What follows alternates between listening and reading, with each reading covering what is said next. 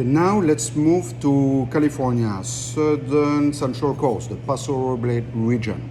Tarrica is owned and managed and farmed by a small family. Actually, it's not a big consortium here.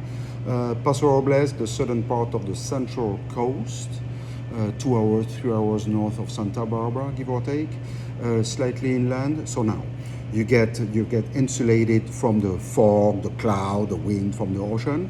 So you have good heat during the day. But at night, following the sunset, it starts to cool, so you preserve the acidity. You have more of a maritime from the ocean influence here. So that gives you a good overall balance between good heat and good acidity. 100% of Cabernet is rare because you think that's a Cabernet, it's Cabernet. No, it's not. It might be 85% Cabernet, but the rest might be Syrah or Grenache or Petit Syrah or Zinfandel or who knows what, right? Sometimes you don't want to know, really.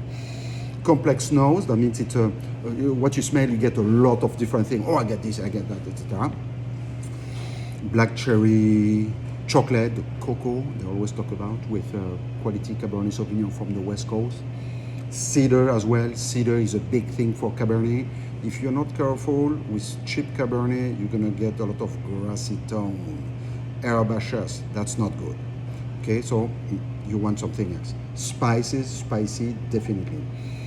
Full body here, let's do, and it's funny enough because full body, yes, but it's only, quote unquote, 13.5% of alcohol. For California, it's within reason. It's a very well-behaved Cabernet Sauvignon. So that means that it's not overwhelming. You have some 14.5, I can tell you 2 glasses later, you can feel the difference of 13.5 and 14.5. 14.5, you take a nap. And, or you're becoming a badly behaved guest at the neighbor house or something like that, right? So good fruit, berries, again, cedar, cheers, spices.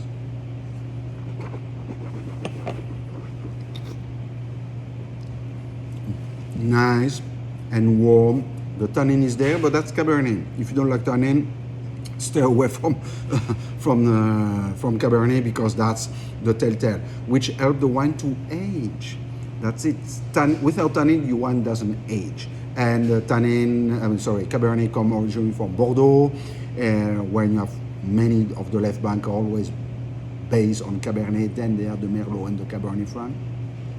That definitely help the wine to age. So something like that. It's a 2019 now, actually.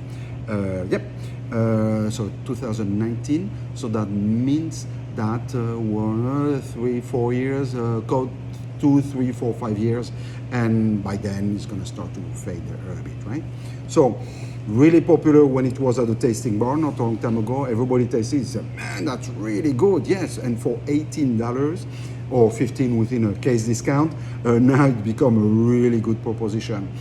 Paso Robles, you go there, they do much less of the tourist trap thing. Napa, that's very different. They're gonna charge you much more money. Napa is famous. They work hard, they do quality thing. You have to pay for that fame.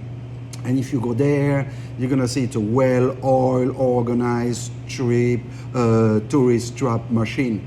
Paso Robles is much more quiet. You know, you go there and they speak with you, and there is less.